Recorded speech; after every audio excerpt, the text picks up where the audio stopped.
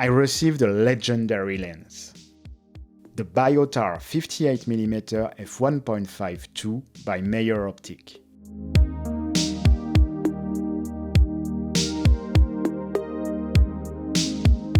The Biotar 58mm f2 was first manufactured by Carl Zeiss Jena in the 1930s.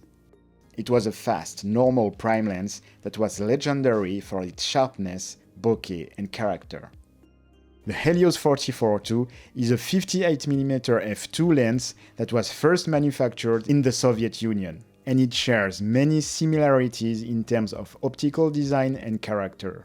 It comes in different versions that can go from really good to really bad.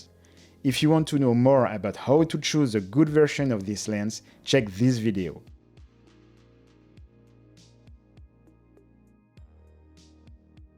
The Biotar 2 is manufactured by the German company Meyer Optic Görlitz. This version is a recreation of the original Biotar lens. In the new version, the speed has been increased to f1.5. Like the original Carl Zeiss version, the Meyer Optic Biotar is a manual focus full-frame lens.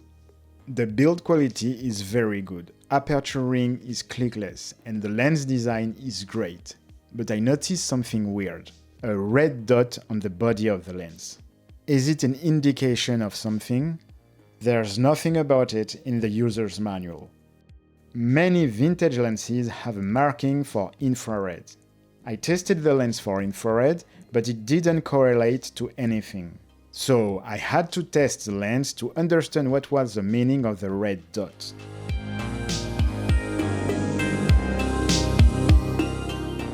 Wide open, the lens is surprisingly sharp. It doesn't feel like any f1.5 lens I ever used before. I really felt like what I saw in my viewfinder was the exact final result.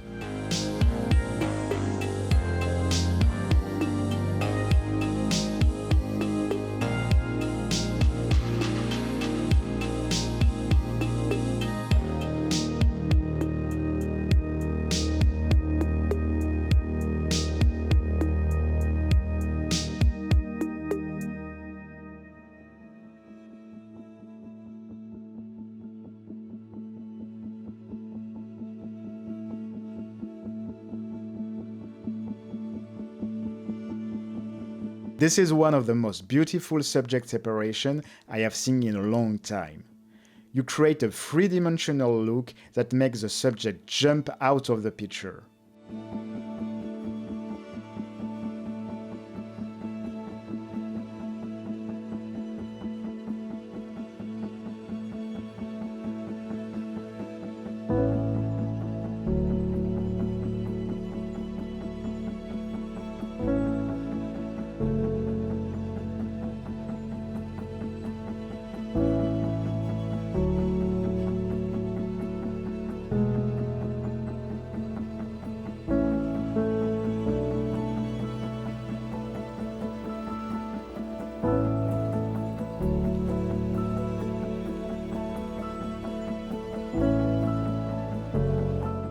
Chromatic aberrations are low, but will appear wide open if you shoot in front of a strong light source.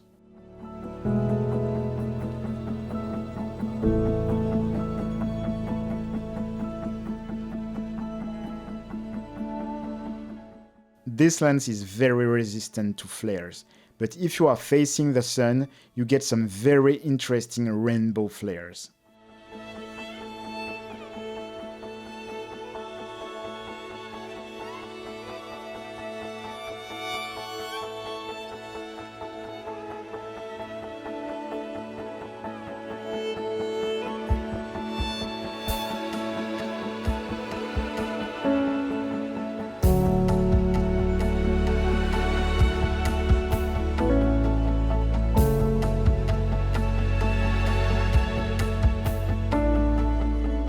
Every time I had some swirly bokeh in my image, the red dot was near the 2-meter mark.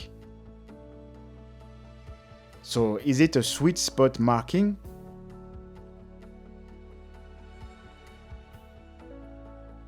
So I spent the following months using the red dot as a swirly bokeh spot reminder. But even if I liked my idea a lot, I still didn't have a definitive answer.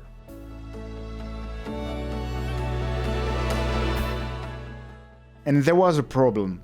There was another red dot near the minimum focus distance, and it did not create any swirly bokeh.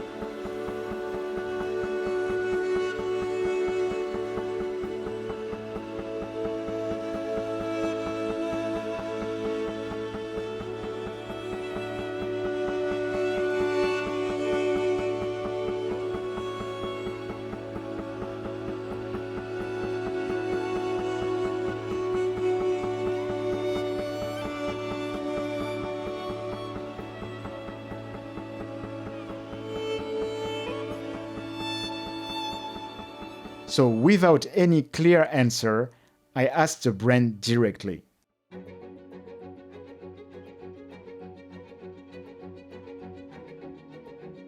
And one day later, I finally got an answer.